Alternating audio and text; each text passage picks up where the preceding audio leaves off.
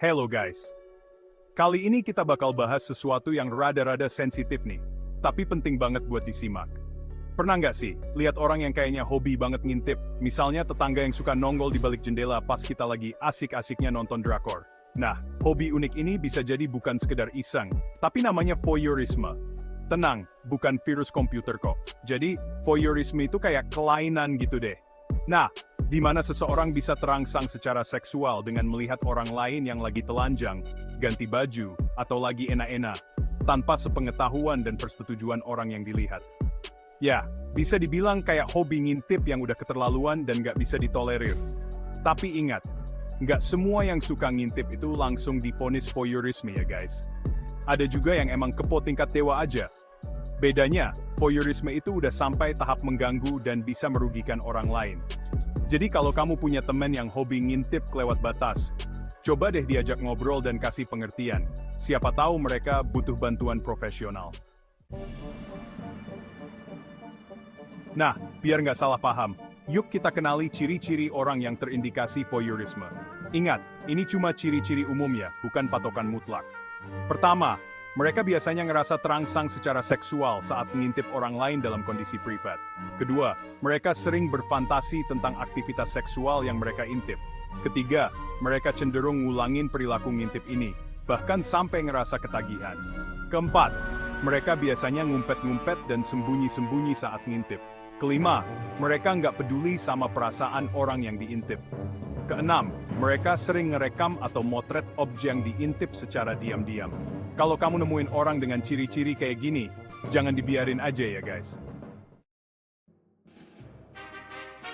Eits, jangan kira ngintip itu cuma masalah sepele.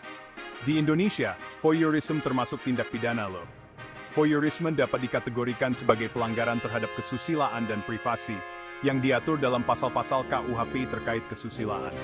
Pasal 281 KUHP, tentang pelanggaran kesusilaan di tempat umum, termasuk tindakan voyeurisme yang dilakukan secara terbuka atau di depan umum.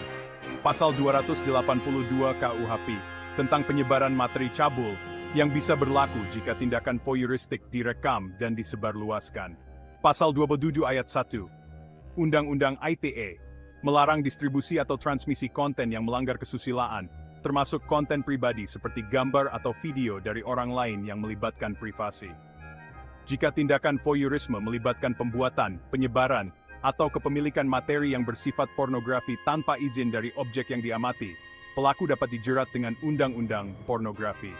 Jadi, kalau kamu nemuin atau bahkan jadi korban voyeurisme, jangan takut buat lapor polisi ya.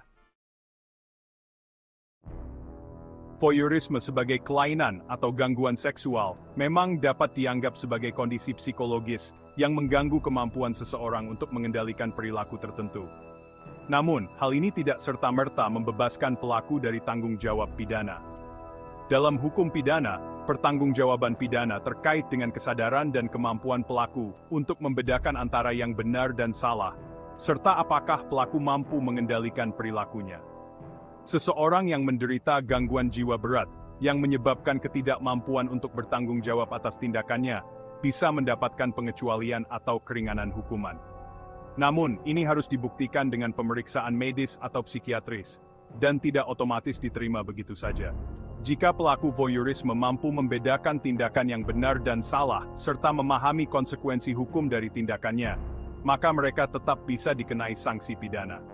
Jadi, meskipun voyeurisme dianggap sebagai gangguan seksual, pelaku bisa tetap bertanggung jawab secara hukum jika mereka sadar akan perbuatannya dan melanggar hukum yang berlaku.